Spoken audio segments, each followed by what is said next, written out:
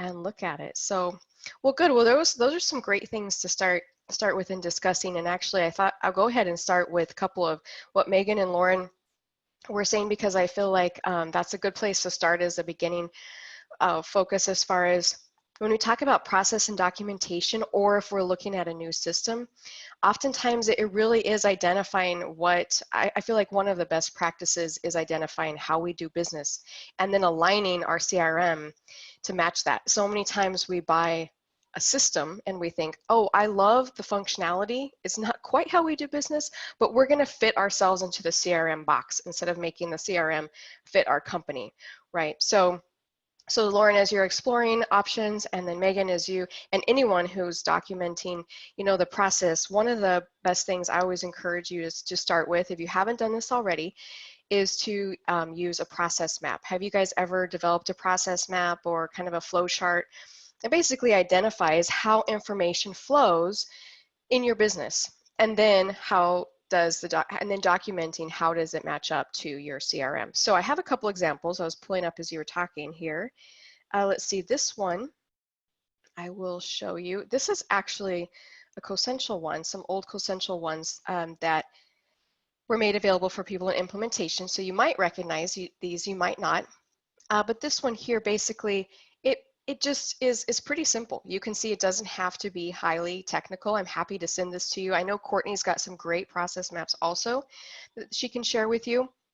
But basically, it's identifying what happens when a potential client or opportunity is identified, and then the process of entering it. Is an existing client?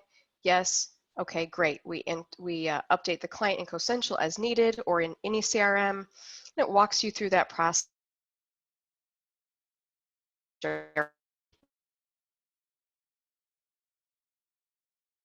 On here's how you enter a company, here's how you enter a client, and every CRM is system. But to get started, and it says I'm unstable again, so there you go. Let me know if I get frozen, just wave at me or something crazy. But to get started and really have a piece of document that says, here's how we do business, it creates accountability. It's a great training tool. So to your point earlier, Megan, of here's how we run Cosential, here's what happens. Everyone's on the same page. You can also even color code some of these areas to identify who's responsible for it. You might have different accountabilities of who is responsible for which piece. I know this is a little bit small. Let me see if I can blow this up just kind of on a presentation level.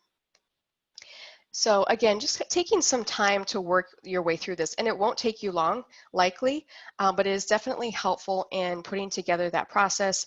And then when you're looking for a new CRM, having this in front of you as you're doing demos and you know, asking yourself, does this product meet our needs? Does it actually track the information we need to? Does it send out the notifications or workflows that we need to have happen? So there are a couple different examples in this document. This one is a little bit more in depth of the actual marketing proposal process as it relates to Cosential, but just kind of giving you an idea of a way to start with some of your process. And then this was basically setting up a project number, but you get the idea of taking a piece of your, it might be a department, it might be how you run your business, but basically putting that in a format that everyone can follow and compare your system to it and make sure that it aligns. And you'll be able to see, if you already have a CRM system, you'll be able to see some gaps and say, oh my gosh, this is how we do business, but I guess we need to create in Cosential a workflow to send out that notification. Or how can we better collaborate with our team through the CRM? And I have one more example that I have used. Let's see, this one here. This is an actual, it's pretty simple, and this was already customized after we implemented the CRM, but basically showing what different activities took place. And then when we were in training, we actually took some screenshots of what happens throughout that process. So those were a couple things that came to mind when Megan brought up the process and documentation, and Lauren was talking about, you know, searching for a new system. And just in general, if you haven't gone through this process, it's sometimes just good to do it and make sure you're optimizing the CRM and making sure it's aligning with the way that you do business. Do you guys have any additional thoughts, or have you done something similar? Stacy, you've got a lot of experience. Anything to add to, that piece? Other ideas for the process documentation? Is this something that we should have if we've been through implementation, like especially with Cosential, that our implementation specialist would have had?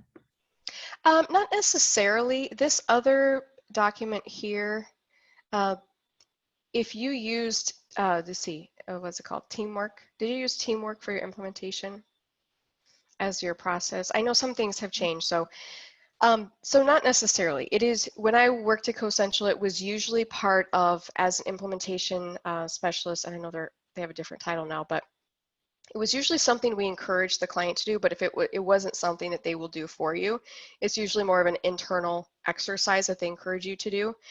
So, if you didn't have that, I'm not sure, maybe there's a different process, but I just find this really helpful at any stage, just making sure that you are using, the system according to your business process. Any other thoughts, Stacy? Have you come across any other great, tips and tricks for documenting a process or using something similar? Any ideas? Yeah, I mean, we use something similar, and I have in some firms where I've been at the starting point. I've created something like this. Where I'm at now, what I did was I took their flow charts and I added, here's where CRM comes into it. Just sort of the back. Yeah, perfect. If you have one, you could even just say, and here's where CRM would start, and here's where the next step would be, and here's, so you don't. But I think you're right. You're exactly right. What it identifies are gaps in either data collection or how you're handling the data. I know when I first started this position, I immediately identified, not everyone has access to CRM, and everyone was using a different sort of a template to get the data to me to open opportunities, like that kind of thing. You just identify a lot of gaps that create more work, but it's good. Right. It's better to align it to your process already. I totally agree, than to try to create a new process, although eliminating redundancy is good too. Yeah, absolutely. If there's a way to create those efficiencies, or sometimes we think, I want to do business this way because it is more efficient. And so then great, how can the CRM support that, right? And actually that just kind of adds to the conversation of, if there's something in the process that you feel like should be added, then add that in and then see how the CRM can support that. Okay, well, great. Those are, so hopefully that helps a little bit. Megan, specifically to your comment about the process and documentation, you feel like that's a good start? That would be something that would help in what you're facing? Yeah, it would be a good tool to start and show visually. I know that a lot of, they're very into the process flow mapping and things like that. So I think that that's definitely a doable thing. It's yeah. We're having that conversation, the catch-22, because you can't unbury yourself from proposals until you automate your process, and you can't automate your process unless you unbury yourself from proposals. It's the chicken and the egg. So yeah, I'm in that, like, I'm still hopeful phase, but absolutely, because I've gotten to the automation phase before with my firm, and we decided which CRMs and use Dynamics. So I've used Microsoft Dynamics as well with a custom connector. And oh, interesting. Okay. Yeah. Yeah. So you have a lot of it. So you guys all really pretty much have a lot of experience, whether it's with the system you're using now or other systems. And so that gives you a nice basis to continue supporting the one that you're working with. That's awesome. All right. Well, good. Good. I'm glad that's helpful. And again, if you need these, I'm happy to send them. And I know Courtney's got some great ones as well. I actually worked with a client. I was a construction firm. They actually went through the process of selecting a CRM with me, and they chose AEC 360, which is a Dynamics interface as well. And that was a really neat. Yeah. What's that? That was the custom connector to Dynamics. Oh, because yeah, it is so cool. I absolutely really liked it. Yeah. Okay. Yeah, I really like it. I wish I had more opportunity to work in it myself. But one of the things. Can you ladies talk a little bit more about why you like it? Because I haven't looked quite into them much yet, so now I'm curious. Yeah, I'll let you guys start. Yeah, when did you use AEC360? Oh no, I haven't. I use Salesforce, Zoho, and Vision, so I haven't really looked too much into Dynamics. So I was just curious what you like about it, especially since you both use CoCentral. So just curiosity since we're going through that process.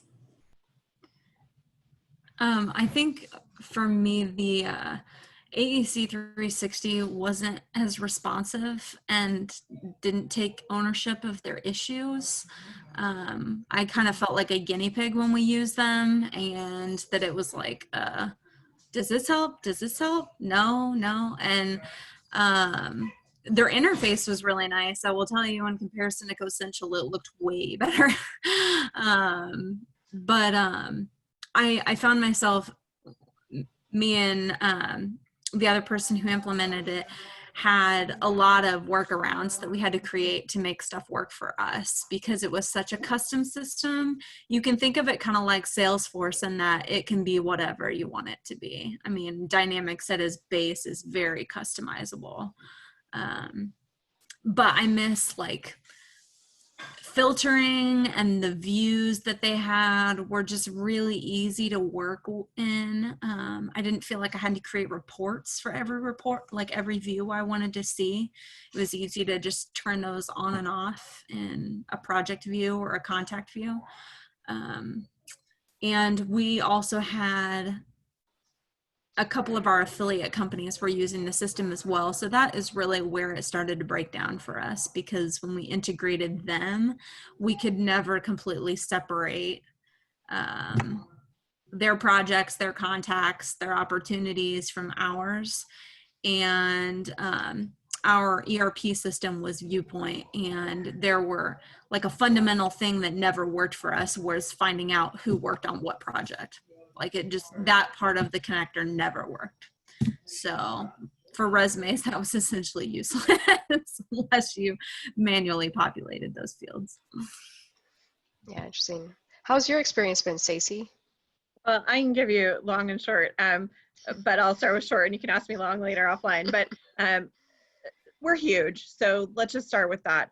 We're using it in the US, we're using it system-wide, only for resumes and project information data, not for CRM. So I can only speak to that side of the experience. It is a Microsoft product, so it is sort of user-friendly because you're very familiar with Microsoft products. It does pull data out well using templates in Microsoft. I have not yet seen the InDesign templates. Those are still in development for us. So again, like Megan was saying, it's, those things are very nice. It's a good system. It seems to be set up well. My customer service experience is pretty nil. And I would say that, it's sort of what Megan was leaning to, which is they charge you for every single little thing that you want to have customized. And there is a need for a lot of customization because no one firm is identical.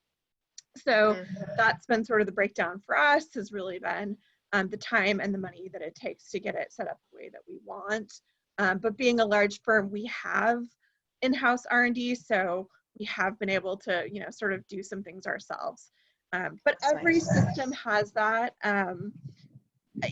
plus and minus. I would say the biggest part is your implementation provider is a huge partner, and just be really cognizant of the fact that you have a lifetime relationship you will maintain with them. And if you don't like it from day one, you probably won't like it in day 361. That is great pieces of advice. You're absolutely right. Yeah, no, that's good feedback. And you're right, as far as every system does have pros and cons for sure. And when we're in one system, we kick and scream with CoCentral about the things we don't see and we want it to do. But at the end of the day, we chose it for a reason. And the construction company that chose AE360 was interesting because we demoed with AEC360, Vision, CoCentral, and Salesforce. So anyway, but they did a really great process map up front. It was really detailed and it's so beautiful. I would love to share it, but I don't have permission to do that. I'm still trying to get permission to share it on certain occasions because it is spectacular. They did a really nice job and it really made the demo process go smoothly. And I really think it helped with implementation too, because we could see the gaps. You know, what about this? We said we wanted this and we wanted to track that.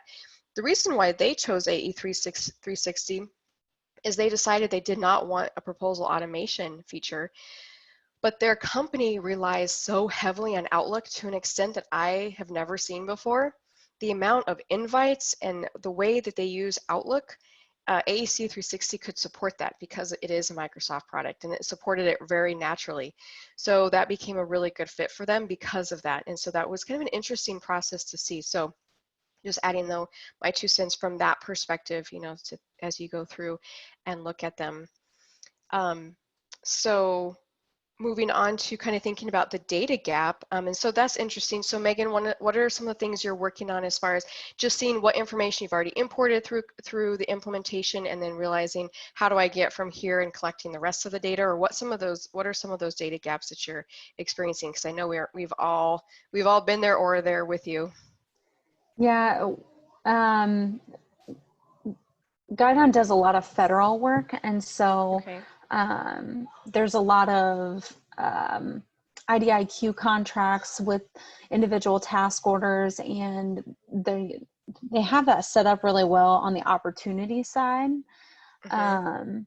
There's not an automation right now. It's all manual entry to tie a project back to its existing opportunity. So that's part of my manual workflow after that. Mm-hmm. Mm-hmm. The only thing that is really like pulling over from Vision is the staff with their billable hours. And so like for me, that's huge because I for 6 years went completely without it. So I was glad that was able to be there. But you know, things like resume descriptions and just the types of things that you would fill in on a project or a resume and want in that automation. What I tried to do, and I think would be a good process, is take the data dictionary and populate a template and then start from that. But once I identify those pieces, I'm not really sure what the best process is for developing that report. Is it just then like what criteria goes into my report so that I can see these are my holes? Yeah. Great topic. I mean, there's so many pieces to this, and I want to hear everyone's input too.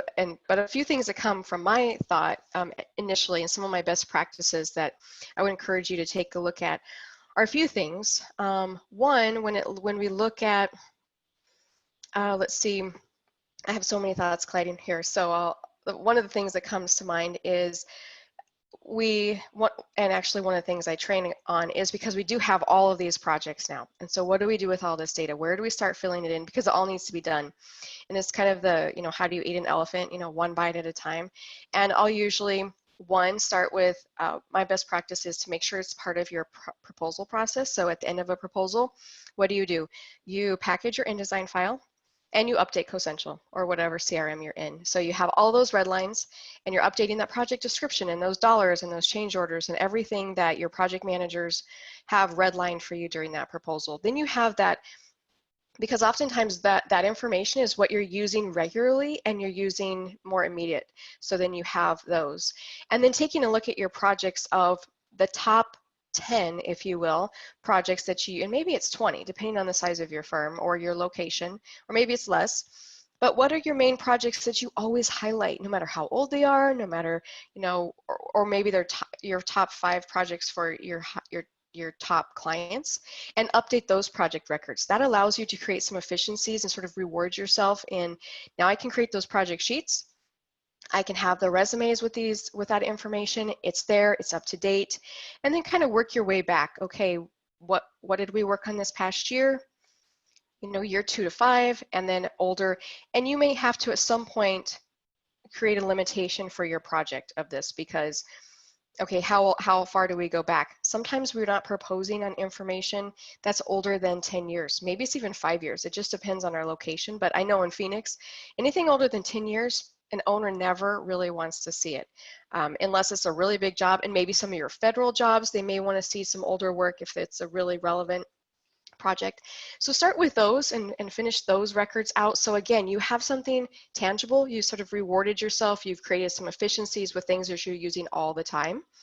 And then create some reports on what I still call the maintenance reports of, okay, what are your top 5 or 10 pieces of information you need? Your firm orgs, your categories, maybe it's owner, just depending on what's coming in from your data connector, and then maybe description, and then create those reports on what projects are missing delivery methods, are missing a primary category, and then start to work, use those reports to fill that in.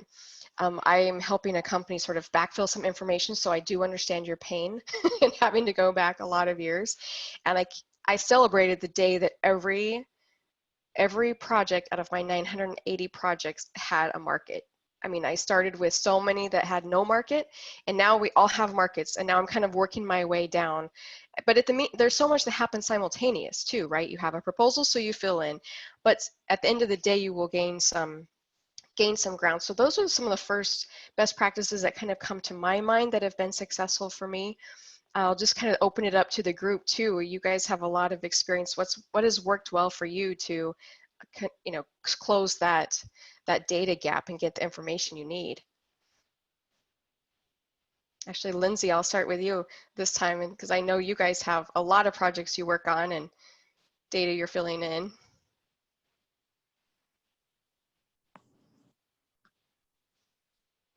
Sorry, I was getting another incoming call. Oh, no, that's okay. To decline it. We use the exception maintenance reports. I'm the keeper of that mainly, so like every month I check it out, and we do use like the contacts, the companies, that kind of part. So going into Cosential and looking at each one of those tabs and having the making sure that data is kept up and cleaned up, and that. And then we've also implemented a process where we use Publisher, and we created a report that when a project is completed, and we usually only do it for projects over $1 million, I go and use the Publisher, create a project report, and then I'll send it to the project manager to make sure, like, is the pricing right? Is the staff team roles right? Just, making sure the data is accurate for when we go and use it on a proposal, making sure we have all the information that we would want. I love that. So basically it serves as a checklist. So you created basically a template, right, of all the pieces that are important to you, right, which you set up as a project sheet, right, template, if you will. Yep. And then you generate that out and it shows your missing pieces. That's a great idea. And I've seen some people do that, and I love it. And that's a good one for you, Megan, too, or just, anybody setting up a report with those features. Yeah, that's great. So, and you have pretty good success, Lindsay, with getting your project managers to fill it in. I know that's always a challenge, but get it to fill in pretty much. Yeah, it's hard to, sometimes capture in the descriptions, like lessons learned, like some of the different ones that we asked for them to, lessons learned, why was our firm selected to do the project, constructability issues, what's unique about it, scheduling details, was it prolonged because of the weather conditions during the winter, that kind of thing. So that's always a struggle to try and get them to put something down for that. But mainly it seems like our standard descriptions are pretty accurate. That's awesome. Yeah, great job. That sounds great. What about you guys, Stacy and Lauren? Any ideas, thoughts, things that have worked for you? You know, the last call Katie Johnson talked about, she actually has a email template she uses with drop downs. That was really cool. I have not done that yet, but I thought that was brilliant, and I'm totally going to steal that at some point. It was brilliant. Where are those templates? Did she ever send She those? created it. So she created it in Word and then put it into her email template. And then it goes out, and then the PM just chooses from pick lists and writes into these fields, and it comes back to her. She's a genius like that. That's cool. And I'll also share that I wrote an article a couple months ago for SMPS Oregon. So if you go to smpsoregon.org, the blog, and it's data auditing versus data editing. And this is the exact topic that we're talking about right now. And I wrote it because my full-time job, and I actually have 2 people under me that are also data coordinators, but again, we're huge. But you know, our full-time job is to be data auditors, not data editors. My marketing team are my data editors. And I encourage them to go in at the end of proposals with post-proposal checklists, and when new projects are started, and all of those things that you guys talked about, which is perfect. And they edit the data. But my job is to audit the data. And that's exactly like those maintenance reports, right? So I'm always in there checking to see that we have what we need for our top project, for our new projects, for our new employees. And the same thing for CRM, for our new opportunities, you know, so on and so forth. So my daily job, my weekly job is always going to be auditing, whereas I'm always sort of pushing out the editing. So maybe they're both your job, but think of them as 2 maybe separate things. Oh yeah, that's nice. I like that. I'm looking for your blog right now on your website, on the website for us. I found it was in May, right? May 8th. Very cool. Thank you. Yeah. Yeah, no, awesome. Any additional thoughts there, Lauren, for us? I mean, yeah, I got kind of in that process that Lindsay was describing a little bit, where we're making our template and then just using reports to fill in what I can, but getting those details that don't really make it to reports is difficult. So there's always that pushback between like, don't ask billable engineers millions of questions, but at the same time, I need to ask someone because I'm not there. I'm not at every project. So kind of in that spot.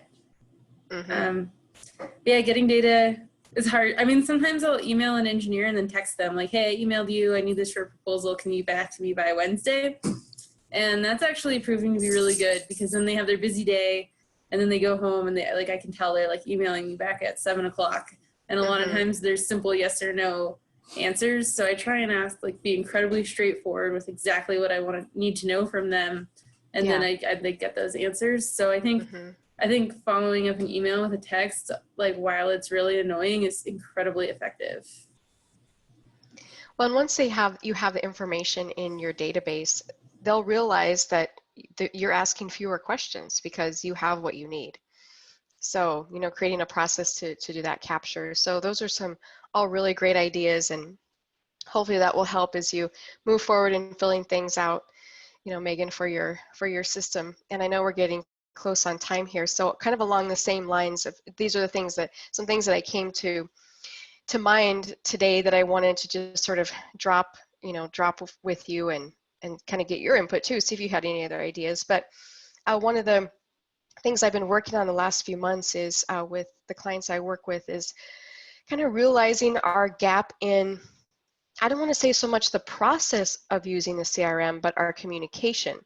And so realizing that, you know, all of us are working from home, or most of us are working from home still. A couple of people are in the office, but we're finding those hidden spreadsheets that have been lingering and existing, and they've been using them and no one knew they were there. Or they're realizing they're having all these Zoom meetings and they're exhausted. And have had several meetings in the last few weeks. They've gone 3 months this way. And now we're realizing, guys, you know, guys and gals, we have all of this, we have this tool, we have the CRM, whether it's, you know, CoCentral, AEC 360, whatever we're using, it's a tool and it's a solution. It's supposed to be part of our collaboration, part of our communication. And so just like you're using the checklist for gathering project information and, you know, the emails and the different ways that you're trying to gather information, how are we using the information to continue to do business? And so one of the things that I've been working on actually is, and I'll share my screen here. This is a CoCentral account I'm actually an admin for, but I'll just kind of show you so you have a visual. Oh yeah, new share. I was like, oh, I'm still sharing. I didn't realize that, sorry. Screen 1, okay. So what we realized is that, we have CoCentral and we have our main, dashboard or view, depending on what system you're using. And like I said, we're finding all of these spreadsheets that are existing, and we're all wondering why we can't stay on the same page, because we can't sit in the same meeting together. It's not the same as doing it on Zoom, or, not quite the same.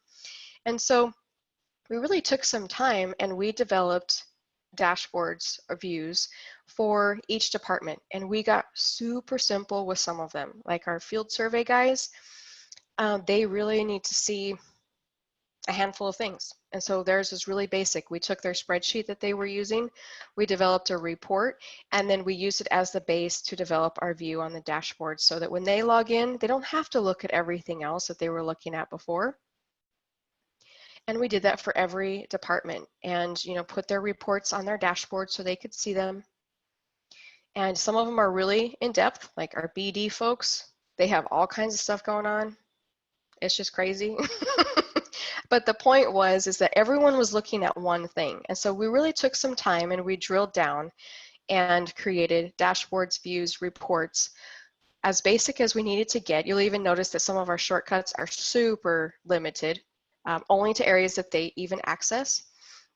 And this really helped create some collaboration. No one was waiting for that spreadsheet to be passed around. No one was waiting for that one person to update the spreadsheet. It was all right here.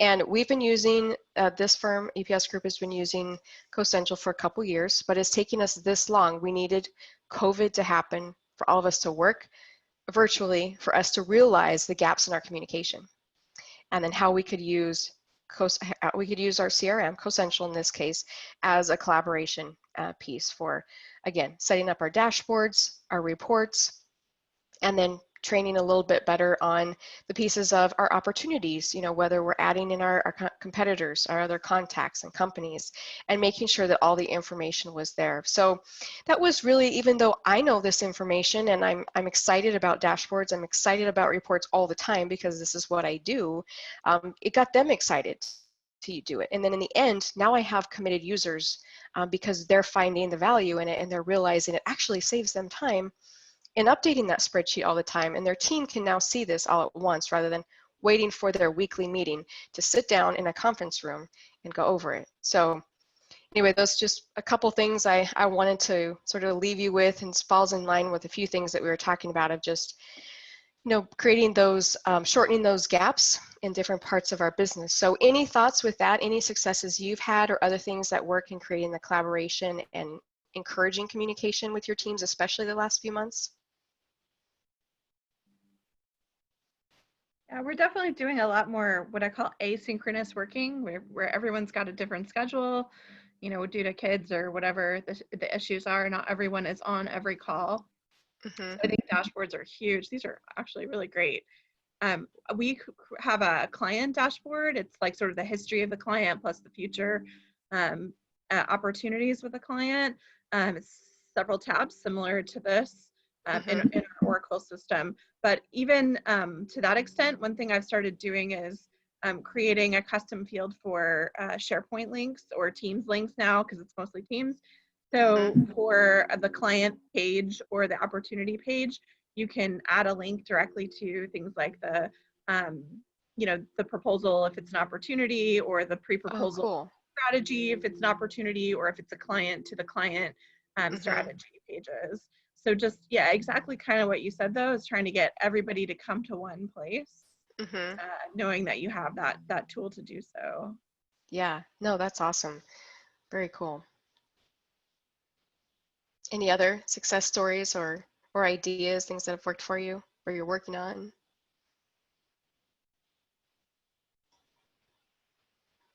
Well, good. One thing we're trying to do is we've got a lot of reports in Power BI for our like short and long-term sales.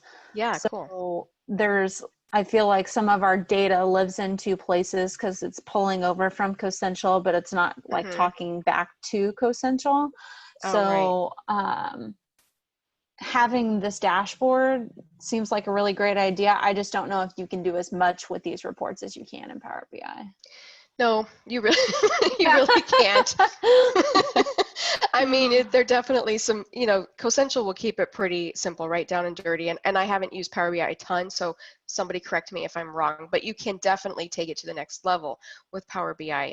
And that makes it really beneficial. But you're right, it doesn't speak on the way back, but you might even look at dashboards that, it may not include those reports, but maybe there's something else that they need to, you know, that they need to see that would take the place of another tool they might be using, another spreadsheet or report, or supplement it.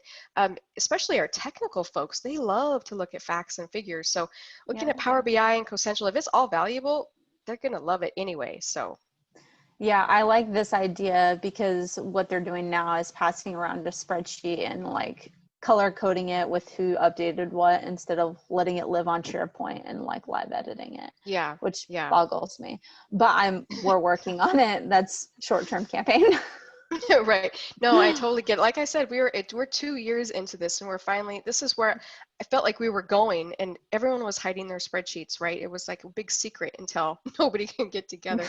And so we discovered them. This one, though, that you kind of jogged my thought on my memory on this tab. This is actually a report where it's a grouped report, and so in CoCentral, the grouped reports, they don't have a link that you can put, or I'm sorry, they don't have a way to put it on my reports. And so I thought, oh my gosh, these guys will stop using this altogether if I can't get it in one spot. So I created the tab to have the report so he can still come in here and export it, but look at the grouped report all at once without having to go to reports and click on the link, because I thought if I make him do one more step, I'm gonna lose him. So you know, that was actually kind of a good way to keep it all in one spot. So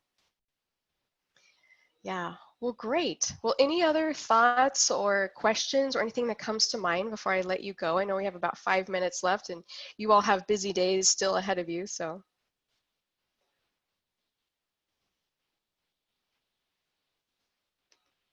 Well, this has been fun to get together. I may have to be sure and put it on my calendar so I can join you and learn from all of you as on the next one. So, but if there's anything you want me to pass along to Courtney, let me know. Or of course, you know how to drop her a note if there's anything you'd like to hear about. But this has been fun meeting all of you.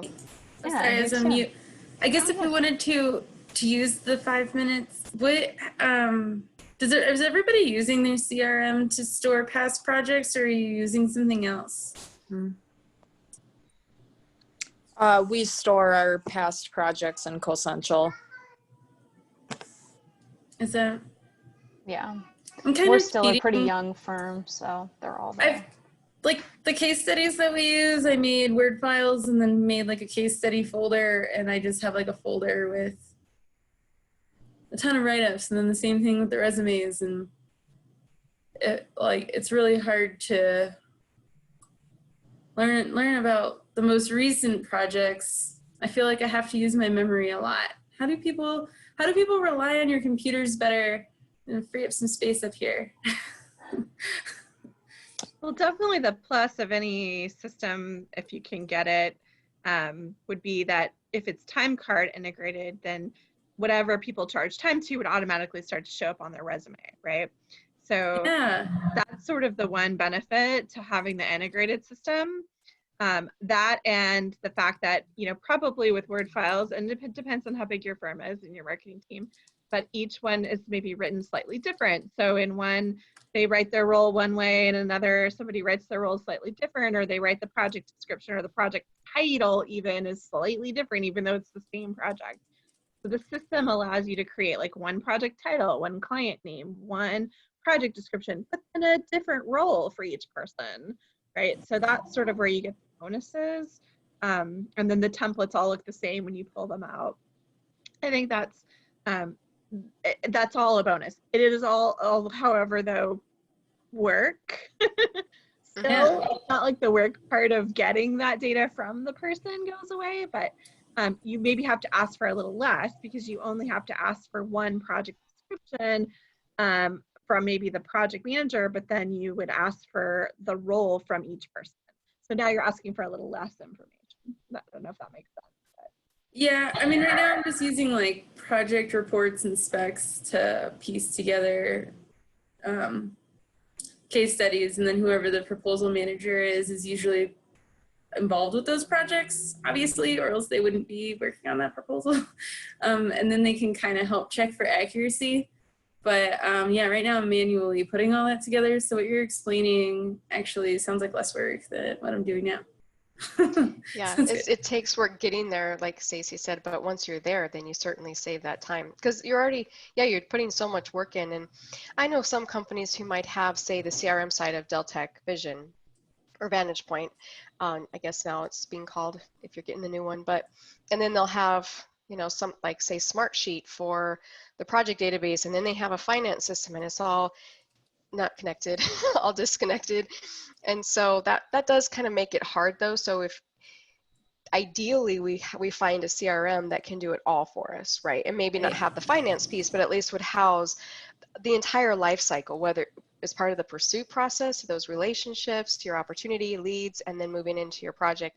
So you have that complete snapshot, and it's your database. And that's one thing I think that is really unique to, or I know is unique to the AEC industry, because you look at CRMs like a Salesforce, and can it be done? Absolutely, but it has to be customized to such a level, whereas some of our systems are naturally created that way. So like AEC 360 is better as far as a Dynamics platform. It's more naturally created that way, co-essential. And then Vantage Point also, if you have the accounting side to capture the projects end of it. So yeah, so many things to think about, but that's definitely a benefit in your adventure of finding a new system.